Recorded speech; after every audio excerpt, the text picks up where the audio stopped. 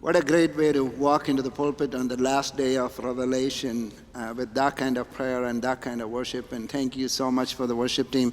Thank you for the stories, and thank you for ushering us into God's presence today. We've been on a journey, a very short journey. I made this series intentionally short. I won't be surprised if you check this. Statistically verify, we probably are the first church to do the shortest version, shortest series on the book of Revelation. Normally, this is the book of Revelation is something that you take, and it take easily 6 months to a year, and people go into different details. And like I said, I made it intentionally short because quite often we get lost in the woods. There is this phrase about focusing on the forest and focusing on the trees. I wanted you to get a bird's eye view of what this book is about and what the storyline is about.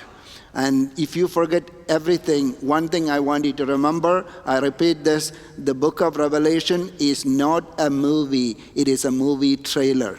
You're not supposed to interpret this. You're not really supposed to know it fully, but it is trying to create a visceral anticipation of what is to come, the hero, the return of the king. And it is for us to be prepared to receive the return of the king. And that's the idea, the primary idea of the book of Revelation. Now, when I started teaching the series, and obviously there are disturbing imageries in this book. That is something we cannot avoid. There are 4 horsemen of the apocalypse, and there is trumpet judgment, there is seals judgment, the balls of the wrath of fire, and Armageddon, and all of this. And people say, oh, Pastor Mathew, do you want to be that doomsday preacher? Do you want to preach this fire and brimstone? And, some of this, especially for the new generation. Actually, it is like a disturbing imagery. I understand that. It makes sense to me. But, see, the doomsday, since I'm talking about doomsday preachers, the real doomsday preachers are scientists. See, doomsday is not some kind of a mythical imagination or invention of some kind of religious fanatics. Doomsday is a predicted fact by the scientific community.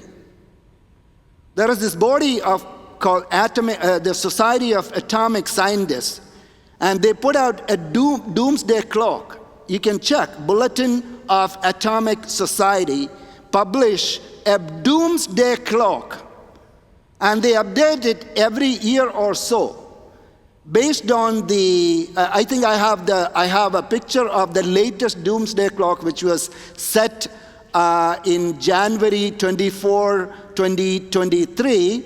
The doomsday clock, if you have a picture, yeah, that's the one. According to the doomsday clock, not set by some kind of crazy revelation preachers, but by the Society of Atomic Scientists, you have 90 seconds to midnight. Curtain is going to close. So this is not some kind of fanciful fairy tale or something to scare you up. This is a reality. It is not a question of if, but it is a question of when. I'm sorry to break the bubble. Now I'm putting my scientist hat. I have a science degree, so I can speak like that too. But that's what society believes, because it's so true that we have amassed enough nuclear weapon to barbecue this planet multiple times. It is only take one crazy dictator to press the button. We will be done over 7 times. Believe me, Revelation will be like a nursery story at that time when that happens. So I just want you to know that this is what a great sermon for Mother's Day, right? But here is the difference. What the book of Revelation does, I hope you were here in one of the sessions I said, there is a difference between prophetic literature and apocalyptic literature. Both books use the same kind of symbols and imageries, but point to two different expressions of reality. A prophetic literature is meant to tell you that based on what you're doing, what you're choosing, there is an imminent destruction on your way. If you don't change your way, this is where you are going to end up. It is immediate, it is imminent, and it is scary, and it is going to happen. It is meant to scare you. It is. Prophetic literature has that power to speak to the truth of the moment at that time. But an apocalyptic literature is talking about the Lord's day, and it is talking about God's intervention on this planet, irrespective of what you do or do not do. You may be able to buy some time or shorten the time, but the point is, it is a promise of God's intervention, irrespective of the decision that China is going to make, irrespective of the decision America is going to make, irrespective of the election result. God is on the throne. The final directive will come from the Oval Office of God, and the destiny is with the return of the King. He decides the future of the world. Now that is the message of hope. So Apocalypse is a message of hope, and it is an invitation into that glorious future, the grand finale, the climatic events that is going to unfold in this world. So it depends on how you read it. This is not a doomsday book, but it is the ultimate book of beauty and grace and hope. So here we are at the grand finale. Would you stand with me for the reading of the word? I'm going to read from Revelation chapter 22, verses 1 to 5.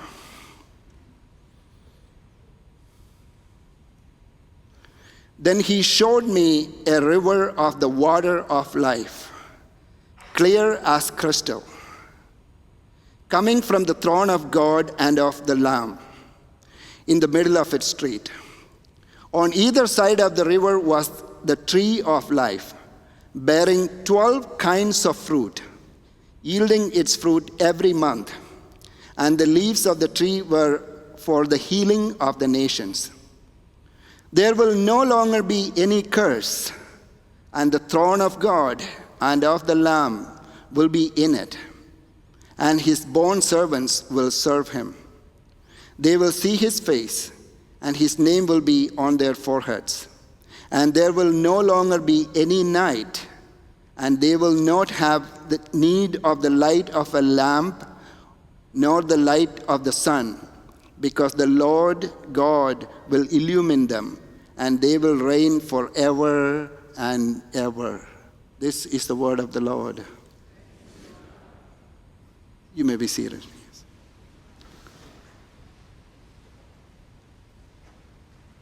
When we read the whole Bible, the whole narrative of the Bible, the first 3 chapters of the Bible, which is Genesis 1 to 3, and the last 3 chapters of the Bible, which are Revelation chapter 20 to 22, both of these chapters talk about events that unfold in a timeless space. It has actually 2 sides of eternity. Genesis 1 to 3 is happening in the Garden of Eden.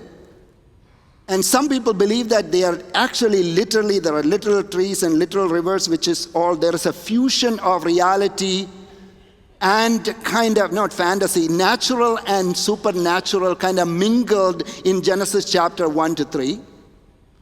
In the same way, when we come to Revelation chapter 20 to 22, it is also happening in a timeless space. Because when we say, for example, when we say we go to heaven, finally we'll die and we go to heaven, we'll be with Jesus, we'll be having fun, we'll be worshiping the Lord. That would be really cool to be there for a year and 10 years, 100 years, 1,000 years, 1,000,000 years. I don't know about you, I'll get bored. I don't know about you. I can think of anywhere a billion years, all I'm doing is worshiping the Lord and hanging out with the saints. I like all of you, but a billion years is too much. But we are talking about eternity. See, some of the things we understand from within the limitation of time and space, we relate to some of the stories. But what's happening from Revelations 20 to 22, there's no way we can explain it. There is no way we can understand it unless we break the shell of time and space, which we cannot do because we are trying to live in a finite world and trying to comprehend infinite things, right? So what I'm saying is the Revelation chapter 20 to 22, which are the last three chapters of the Bible, and Genesis 1 to 3 has the same issue. It is reality, it is physical, but it is also supernatural. There is something beyond, there is something transcendent fused into the reality. So if I wanted to show you that picture, I have a picture of the timeline. And yes, so that's two sides of eternity on the first, Genesis chapter 1 to 3, and then Revelations 20 to 22. And then in both places, you see one common thing, which is the tree of life.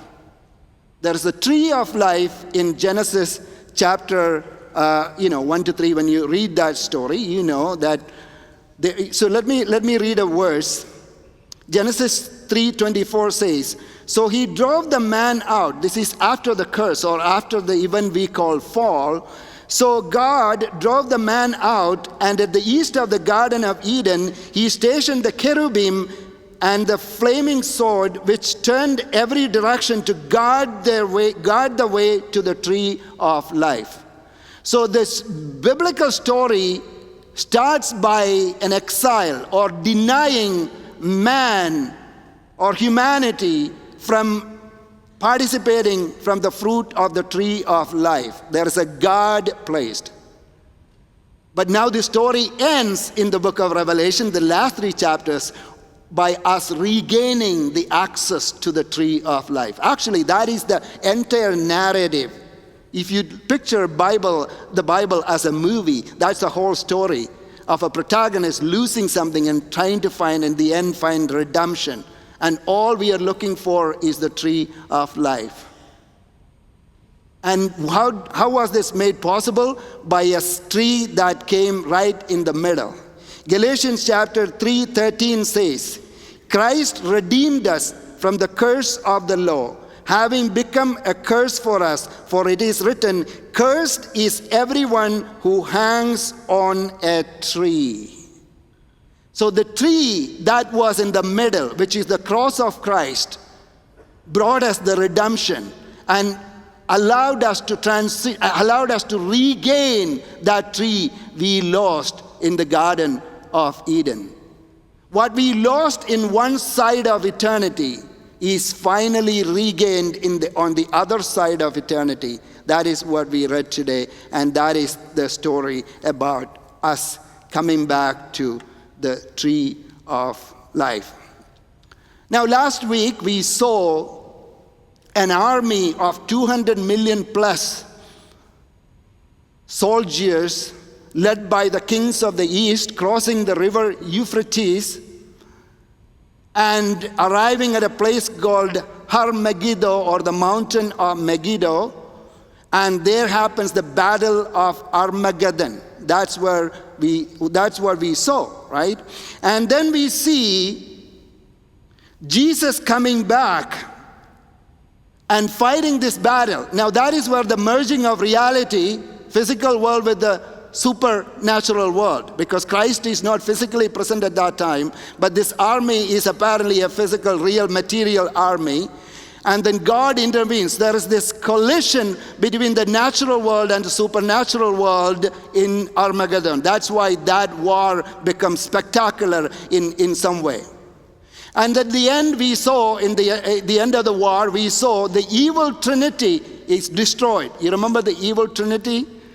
There is the dragon and the beast and the false prophet. This is the evil trinity. And we saw at the end of Armageddon, the beast and the false prophet, that is the second and third personalities of the evil trinity, were captured and thrown into the lake of fire. That was where the story ended last week, or the week before last time when we did it, right? But I told you, there is another guy remain, the main guy, which is the dragon, is not thrown into the lake of fire yet. He is rather put into a place called the abyss. So there are two places mentioned. One is the abyss and the other one is the lake of fire. Now both are pictorial, or both are symbolic representations of.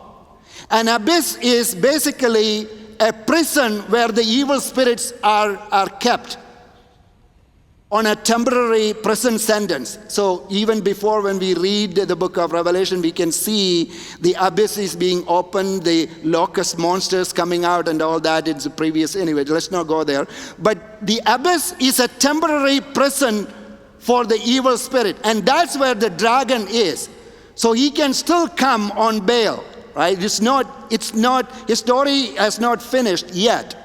But whereas the beast and the false prophet are thrown into the lake of fire. Now, lake of fire is a symbol of eternal damnation. It can be eternal destruction or it can be eternal damnation, depending on a different kind of theology. I don't want to get into all of that.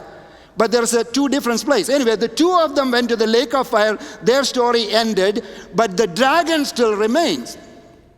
What it represents for sure, I hope you remember, I said in the evil trinity, the beast and the false prophet are real people. The beast is supposedly an incarnation of the dragon or the evil spirit, which means which means a political leader who is going to unify the world. That is the assumption, the beast, or the Antichrist we call, right? Whereas false prophet is a religious leader who comes along and helps the beast to consolidate power using the power of religion. Now both these people are destroyed at the end of Armageddon, but the spirit remains, the evil spirit remains. Now comes the most complicated passages of the whole Bible I have ever read. Now the next episode is something called a millennium reign, okay? Now if you read chapter 20, 1 to 10, if I can show the close-up with the next slide, this is what happens there. Yes. So what do you see, like you remember the red part, the 7 years of great tribulation, which we went through. And the dotted line in the beginning is if you are a premillennial, if you believe in a premillennial position, we believe rapture happens or Jesus comes back for the first time at that point and takes the saints to the realm of the heavens. And then he comes back again after 7 years. That's where the Armageddon, that's the real line without any dot. That arrow, Jesus comes back again. Now, up to that point, we have arrived. Now, Revelations 21 to 10 talk about this 1,000 years, that yellow area, and it talks about the messianic kingdom where Jesus is going to physically reign on this world, where their creation is at complete peace. Jesus reigns as a king in this material world. At least that's the way it is written. For 1,000 years. Then comes the story, the dragon who was in the abyss is released, and he comes back and to create another rebellion against Christ and his kingdom. And he organizes some kind of a coup d'etat, but that rebellion is crushed again, and then Jesus brings people to eternity through a great white throne judgment. Okay? I needed to say this because I don't understand exactly what that means, because you thought the story ended. That was a good ending. Armageddon is supposed to be a good ending of the story. It kind of completely makes sense. But then there is this 1,000-year period which is written in the book of Revelation, chapter 20, verses 1 to 10, is something we have to wrestle with. So there are three positions again. I'll just quickly go through it, an overview of what it is. One, you probably have heard about pre-millennials. Now, this is not Gen X, before millennial generation. This is not the generation, when people talk about millennialism, let's put it that way. This has nothing to do with millennial, Gen X, that generation. I want you to know this. So, pre-millennials believe that story will happen exactly as it is written, which means the Armageddon will happen. This is all future event. And then there will be a literal 1,000-year period. Jesus is going to reign. And then we will all be in the kingdom. We will really enjoy this world. The book of Isaiah actually gives us a picture of the lion eating straw like other animals, like eating straw, and wolf and lamb playing together. Kids playing with snakes, and all this beautiful picture of the Messianic kingdom is written in the book of Isaiah. So that will literally happen. And then again, there will be a rebellion against this kingdom. And just as it is written, premillennials believe that we live in a pre-millennial era. And so the millennial time period is going to happen. Anyway. And the second position is called amillennialism. Amillennials believes that story, like Revelation 21-10, is just a symbolic recapitulation of the stories which are already mentioned, which really means that the story has already been told. Now, before entering to that eternity, that the same story is being told from another angle. Just like when you watch an episode, you binge watch some series, and you watch a series, and then you watch the next episode, they give you just a recapitulation of the event just happened before in a short way. So before entering the eternity, it's a recapitulation of what already happened. It's the same thing written using different symbols. Nothing much to worry about. 1,000 years is nothing but there is a verse which says, 2 Peter 3:8 says, with the Lord, one day is like 1,000 years, and 1,000 years is like one day. Which really means 1,000 years is nothing but a symbolic time period. It's not really 1,000. Okay? That is amillennialism. And the third one, postmillennialism, believe that this has already happened in a way. This is mostly the Protestant belief that the age of Reformation started with that really have created a special advancement of the gospel after the Reformation. So there is a period of not exactly 1,000 years, but then the evolution of the invention of the printing press, now internet. Because of that, gospel is being propagated all around the world. In so many ways, the Messiah is reigning today. So they believe that the Messianic kingdom is already existing, and we are actually going through that post-millennial age. It has already happened. Anyway, I just wanted you to know that it doesn't really matter, okay? But I just want you to know that these are the three positions available, and it's for you to make up your mind, but these are all events that is intricately connected to this trailer, and we are only going to know it when the actual movie comes out. But there are denominations split up over it. There are people and families split up over it, whether you are a pre-millennial, post-tribulation guy, or different permutations and combinations. So I just wanted you to know that. Now, let's go to the most important episode, which is the next one. There is something called the Judgment Day. Okay? The Judgment Day is the next. So Revelations 20:11-15 says, then I saw a great white throne and him who sat upon it. And I saw the dead, the great and the small, standing before the throne, and books were opened. And another book was opened, which is the book of life. And the dead were judged from the things which were written in the books, according to their deeds. Then death and Hades were thrown into the lake of fire. This is the second death, the lake of fire. And if anyone's name was not found written in the book of life, he was thrown into the lake of fire. So what's happening here is the final judgment. We call it a great white throne judgment, where all the dead are assembled and they are being condemned for what they have done. Now, there are two decision makings happening at the great white throne judgment. One, whether this person standing in front of the throne is going to enter eternity with God or not. Okay? Or whether that person is going to be thrown into the lake of fire. And the second decision, if he or she enters eternity, what position that person is going to hold in eternity.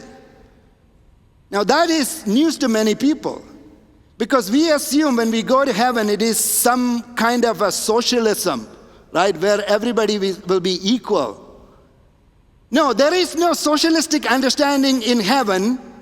We are all with the Lamb, we are all in a community, but depending on the intimacy level we have created or we have lived here on this planet, our positions will be different in eternity.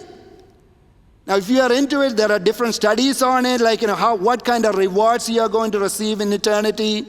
There are different 5 types of crown. There is crown of righteousness, there is crown of glory, there is crown of life, and different crowns we are going to get. Not everybody will get all the crowns, and if you get 5 crowns, you have a 5-star Christian in eternity. There are a lot of complicated underlying issues on this, but the point is, there are 2 books which decides, or multiple books. The first book is the most important book, which is the book of life.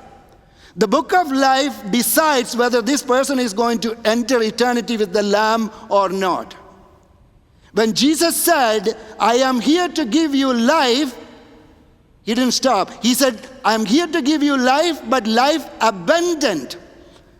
Which really means that there is that eternal life that comes through Jesus, and that's when our names are written in the book of life. Your name has to be written in the book of life to enter eternity with Christ. Otherwise, whatever else is written in the next books kind of annul that most important thing in a way. Now, the second book is supposedly, or multiple other books, there are references in other books like the book of Malachi and all. There is things called book of remembrance, where our deeds for the kingdom are recorded, so that Jesus is going to reward for whatever we do for him here. Because we cannot all be treated equally, because that the kind of sacrifice we make or the kind of intimacy level we develop on this side of the planet is not the same for everybody. So we will be judged based on our reward, but that is not a judgment of condemnation, but it is for reward. For this reason, if you are in a pre-millennial position, pre-trib position, they believe that there are 2 kinds of judgment seats. Okay, this is not exactly in the Bible, but this is kind of reading into it. So the next one, I'll show you a table, a comparison. Yeah, so they believe, this is one part of belief, they believe that there is a judgment of the raptured saints happen in the first part of his second coming, which is the rapture. And that the saints will be judged. This is not a judgment of condemnation, again, for reward. They call it a bema seat. Bema is a word for an elevated platform during, in Rome, when the Olympics happens, the winners will be invited to the bema seat where the awards are presented. Just like, Olympics, they have this 1, 2, 3 kind of seat where, the winners go to, right? The gold and the silver and the bronze. In the same way, so that's a bema seat. So they call it a bema seat judgment, where we will be rewarded based on our deeds in this earth. And then after 7 years, because during the 7-year period of tribulation, the saints won't be here in this planet to go through the tribulation according to the pre-trib position. That is not everybody agrees to it. But then comes this great white throne judgment, which I read. Anyway, I just want you to know that there are multiple sides to this story, right? But the one thing I want you to note is that there is something called the second death. That's what the verse says, right? And this is the second death, when they will be thrown into the lake of fire. Now, Jesus said, do not be afraid of those who kill your body, but they cannot do anything to your soul. But be afraid of the one who can kill your body and your soul. See, back in the days, I used to have a T-shirt somebody gave me. It's called YOLO. You know YOLO? You only live once. In heaven, we will get a T-shirt called YODO. You will only die once. That is the promise. That is the promise for the saints. We will only die once in our material, in our physical body. And we will not go through the second death, which is the lake of fire or the eternal damnation, whatever we want to call it. So here is the second death for anyone whose name is not written in the book of life. And this is where I want all of us to be careful. And this is why we need to be passionate about evangelism. This is why it is so important for us to share the good news with other people, because we don't have to go there. Jesus doesn't push anybody there. We walk into the lake of fire on our own free will. And the redemption is available. The invitation to eternity with him is available. Right now is the time to have an open enrollment in the book of life. Anybody who wants will receive it. It is free, given by the Lamb, the slain Lamb who came here to redeem us. And that's the climax. And in the end we see a new heaven and a new earth and a new city descending from heaven. And this is the ultimate prophecy. Revelation 21, 1-3. Then I saw a new heaven and a new earth. For the first heaven and the first earth passed away, and there is no longer any sea. And I saw the holy city, New Jerusalem, coming down out of heaven from God, made ready as a bride adorned for her husband. And I heard a loud voice from the throne saying, Behold, the tabernacle of God is among men, and he will dwell among them. And they shall be his people, and God himself will be among them, and he will wipe away every tear from their eyes, and there will no longer be any death. There will no longer be any mourning or crying or pain. The first things have passed away. And this is the ultimate abode of the saints of Christ. This is the promise of apocalyptic literature. The day of the Lord is coming, where he is going to reestablish, and he is going to redeem the fallen world. He will make everything new, and he invites us to this newness of life. This city, which is described in spectacular terms, and you know the descriptions in the book of Revelation, it is fanciful, popular imagination about the streets of gold and the pearly gates, and the city has 12 foundations. Each foundation is with different precious stones, and then it is made of pure gold, which is transparent like a glass. And sometimes I wonder, I really hope this is all just metaphorical. This is all just symbolic. Because I don't really like any of them. I'm a very simple guy. My understanding of heaven is like a rustic cottage by a river. I don't really like the opulence of this. I'm more of a postmodern minimalist kind of a guy. Sometimes I wonder, I hope this is all a symbol. I don't wear diamond. I am not particularly interested in gold and all of this stuff. But that is to give us a depiction of something that can never be explained. That is, the dream, which is about inexpressible thing, I believe, is giving us explanation of that things. But again, part of it sounds real. Actually, this city's dimension is also given. See, this is where you get confused. Is this really real or not? Because the city's dimension can be calculated into 1,363 square miles. It's a square city. That comes to around 1.8 million square miles, this New Jerusalem. This is all calculated by the Revelation fanatics, okay?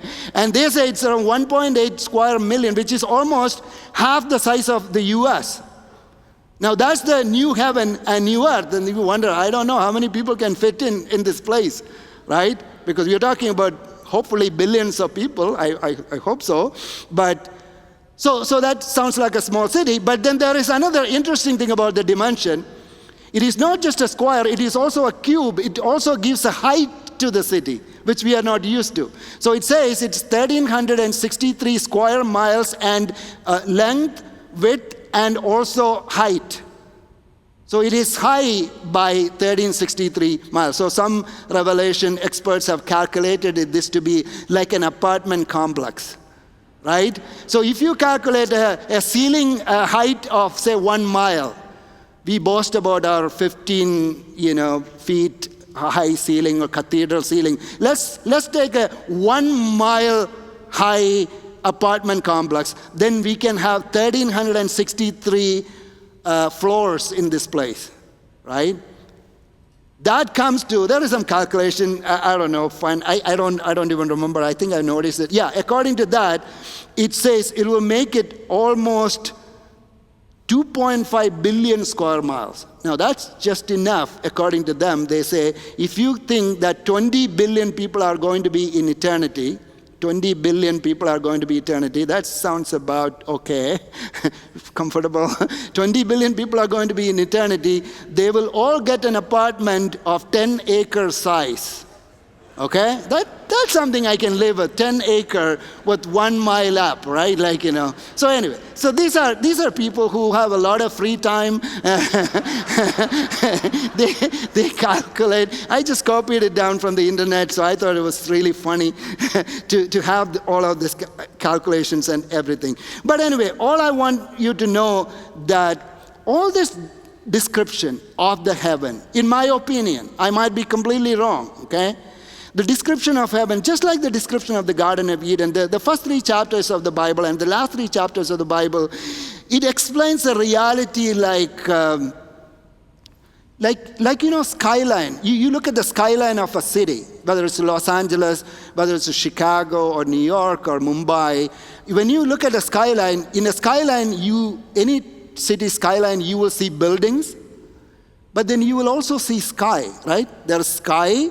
They're building, and most of the cities, there will be some water area too. There's always some, in Chicago, New York, even Mumbai, all of the cities, they have, the water is part of the skyline, and sky is definitely part of the skyline, and the buildings are part of the skyline, but they are all different expressions of realities, right? Water and the sky and the building. In the same way, the book of Revelation, the last 3 chapters actually kind of merge all these realities together. There is a fusion, just like a skyline. All these different kind of realities are merged into it. So we don't necessarily have to literally interpret, but basically what it gives us is the ultimate hope and the access to the tree of life. Now that is the point. What we lost in the Garden of Eden is finally regained in the new heaven and in the new earth. There are no cherubs now. There are no cherubs guarding the tree of life. From the throne of God comes the river of life. The water of life is kind of feeding into this tree of life to which we have access. There we have life abundant. And that is the ultimate hope. And that is the promise of Jesus when he said, I'll give you life abundant. And one last thing. That city is called, it is like a bride adorned for her husband. I like the book endings. You remember we started the book of Revelation, the study. The first lesson was called Date Night, where Jesus comes and knocks at the door of his church. Would you have dinner with me? And I'm here. I want to rekindle our first love. I want to marry you. I want to woo you into my embrace. That's where we started. And in the last week we saw there was invitation being sent out for the marriage of the Lamb. His bride was being prepared. But today we see the city is a bride of her husband. The marriage has already happened. The ultimate consummation of the relationship has already happened. Nobody is going to snatch his bride away from him, because she is a bride. The church, we all are his bride, walking by his side. Now that is the ultimate, the grand finale, the spellbinding climax. And the boy meets the girl in the beginning. Now they are married and they are going to live happily ever after. Now that is the relationship to which Jesus is calling us. See, the book of Revelation is ultimately a love story. It's a love story. It's not a doomsday story. It depends on the way you hear it and the way you read it. It is the passionate plea of a lover to the beloved. And he is willing to go to the extreme of giving his own life by being a slain lamb to redeem his bride, to marry her into eternity. Would you close your eyes with me? If you haven't understood this key aspect of the book of Revelation, you miss the whole point. You might be able to articulate about what pre-tribulationism is or pre-post-millennialism is and all that, but if you miss the key aspect of the bride of Christ and his invitation to this marriage, we miss the key point. You might have walked into the church for the first time and you wonder, what in the world is this guy talking about? It is so simple. The God who loves you as you are, it doesn't matter. It doesn't matter where you walked into the church from. He loves you just as you are. Now he is inviting you to enter into a relationship with you. He is standing at the door and knocking. If you open the door, I will come into you and we will have dinner together. I'm going to establish a relationship that is going to give meaning to your life, that is going to radically change your life, not only for today, not only for tomorrow, but for the entire eternity. Would you open your heart and invite Jesus into your life? I'm not asking you to raise your hands, and I'm not going to ask you anything.